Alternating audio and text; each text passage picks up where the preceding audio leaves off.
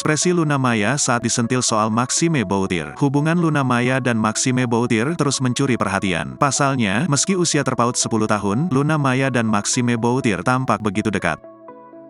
Bahkan, Luna Maya dan Maxime Boutir tak jarang kepergok pergi bersamaan. Seperti saat Luna Maya dan Maxime Boutir kepergok nonton konser Suga BTS bersama.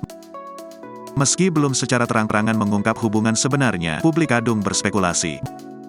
Banyak pro dan kontra terkait hubungan kedua artis itu. Tak sedikit netizen mempermasalahkan jarak usia dengan kecocokan keduanya. Terkait hal itu, Luna mengaku hubungannya dengan Maxime baik. Bahkan saat disinggung soal eks Prilly Latuconsina itu, Luna justru memilih bungkam. Luna pun tampak panik ketika terus ditanya perih kisah cintanya saat ini.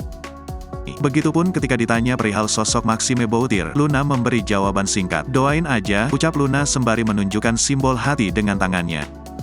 Meski begitu, ekspresi Luna Maya tampak senyum sumringah.